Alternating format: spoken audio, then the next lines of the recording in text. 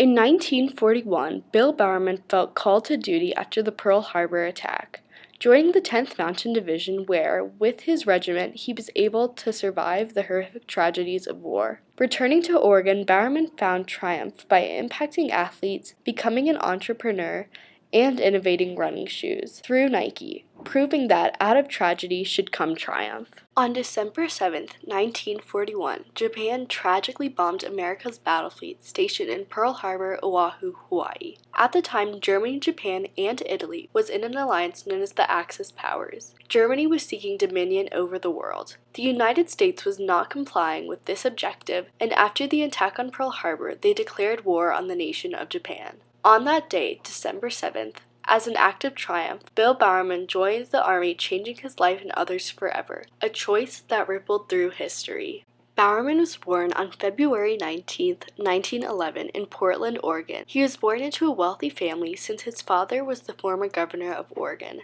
Bill's mother was a homemaker, raising his two older siblings Dan and Beth, and his twin brother Thomas. Unfortunately, in 1913, Bill's parents got a divorce because of his father's infidelity, which brought a lot of shame onto their family. Tragically, later that year, Thomas passed away in an elevator accident, an event that Bowerman witnessed. While growing up, Bowerman went to Medford High School, where he met Barbara Young, who would become his future wife. After high school, Bowerman went to the University of Oregon, where he ran track and got his bachelor's degree. One of Bowerman's first jobs was as a teacher and a coach at Medford High School. On November 30th, 1939, Finland and the Soviet Union were at war, a conflict that would later be called the Winter War. Finland was at a decisive disadvantage because they had fewer men than the Soviet Union. Finland had recently created a new division of military, one comprised of ski troops. Because of Finland's new ski troop, they were able to defend themselves better than they expected against the Soviet Union. One man from America was very impressed and felt the United States needed a ski troop as well. Charles Dole started to write letters about the importance of a ski troop division in America. He would send hundreds of letters to anyone who would help make this achievable. The Secretary of War Henry Stimson, President Franklin Delano Roosevelt, and the Army Chief of Staff General George C. Marshall were just some of the recipients. The Army Chief received the letters and decided to do something about it. Marshall went and watched other countries' ski patrols to see their technique and see if it would work for America. Marshall was impressed with the concept and had a meeting with Dole to confirm the ski patrol idea. On November 15, 1941, the 87th Mountain Infantry of the 10th Mountain Division was formed. 2 weeks after the 10th Mountain Division was officially formed, the attack on Pearl Harbor occurred. Bowerman was driving with his wife and heard about the attack and the U.S.'s subsequent declaration of war. He turned around to get his physical so he could enlist in war. He was eager and willing to help in any way he could. Was in it.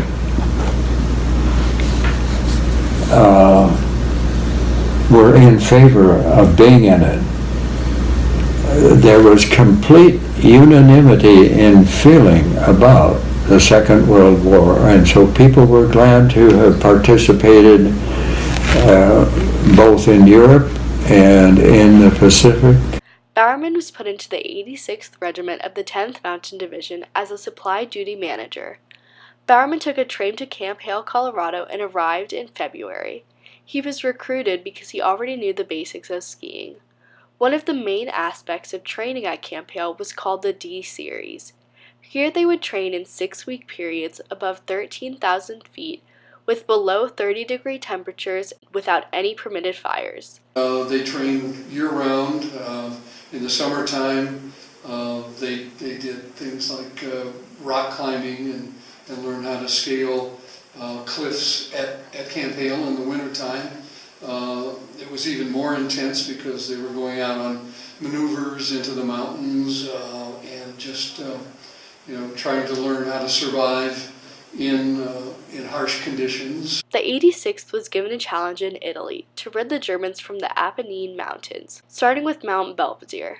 Throughout the first mission, Bowerman drove a jeep with all of the supplies ready at all times. Tragically, Bowerman did not get any fighting time during the first mission, but after he saved a captured colonel, he was promoted to major of the 86th 1st Battalion. While Bowerman was a major towards the end of the war, a German messenger had been captured by the 10th Mountain Division. Bowerman found out that the Germans were considering surrender, and Bowerman's new priority was to visit the German general. Bowerman took a few men as well as a German translator who was crucial to this entire event. Bowerman met the general and immediately offered for them to surrender. After talking to the general more, he admitted that the Germans were without hope because of the United States' air force, artillery, and troops. The general told Bowerman that he did not have the authority to surrender, but he had sent a messenger to get such authority and was waiting for his return. Bowerman told him that he must march his troops down the road in orderly columns or else the 10th Mountain Division will attack. The Germans surrendered. Because the 86th Regiment had captured the messenger, Bowerman knew that they had no other choice. 3 weeks later, Hitler committed suicide and the war was over. The total casualties of the 10th Mountain Division were 978 killed in action, 3,882 were wounded, 28 were taken prisoner out of the 19,210 men that served. The 10th Mountain Division had one of the highest casualty rates in the Army. Spared knowing how blessed he'd been, Bowerman was ready to show triumph and do right in the light that he had so amply defended. Bill Bowerman came out of the 10th Mountain Division with 1 Silver Star, 1 Good Conduct Medal, and 4 Bronze Medals. Bowerman also came out of the 10th Mountain Division with a newfound hope of triumph, which was very uplifting for coming out of a tragic event. After the 10th Mountain Division, Bowerman continued working at Medford High School and was promoted to head track coach. Bill Hayward, the head track coach at the University of Oregon, announced that he would be retiring in 1947. The university offered Bowerman the job and he accepted and started in 1948. Bowerman's training for running consisted of intervals 2 to 3 times a week. On challenging days, runners would do 10 to 15 miles or an hour of fartlek, which is running and alternating between fast segments and slow jogging segments, except they did it on a hilly golf course. The challenging days were separated by easy days, including 3 to 6 mile runs, with stretching throughout as well as form drills, lightweight lifting, and some swimming to allow the body to recover. All of that training added up to around 60 miles per week. Bowerman was always being criticized by other coaches for including easier days in his runners' routines, because they believed that the more you put in, the more you get out. But by this training technique, triumphantly, Bowerman won 4 National Collegiate Athlete Association team championships and coached 33 Olympians, as well as 16 sub-4-minute milers, and finally 64 All-Americans. All of these accomplishments because of his belief that all athletes are individuals and all individuals learn differently. In 1972, Bowerman retired from coaching at Oregon at the age of 61. Throughout Bowerman's entire career, he was always annoyed by the weight of running equipment, especially running shoes. He eventually took lessons on how to make shoes from a local shoemaker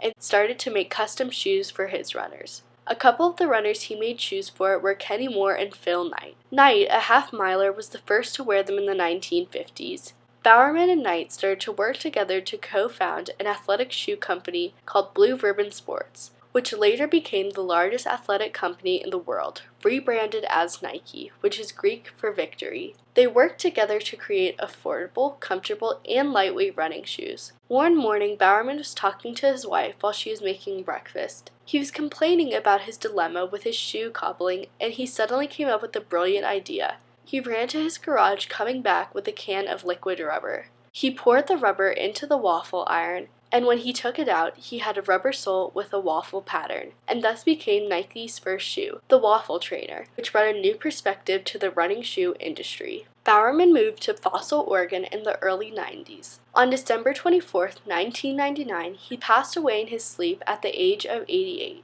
Bill Bowerman is a constant reminder to all people that out of tragedy triumph is possible. Bowerman's legacy lives on through the 10th Mountain Division, his coaching career, and Nike. Bowerman once said, "Everything you need is already inside." He proved that by surviving hardships in his life and persevering all by himself at times. Bill Bowerman lived his life ready to do right and shows everyone to push yourself no matter what obstacles come by. He was the epitome of his company's motto, "Just do it."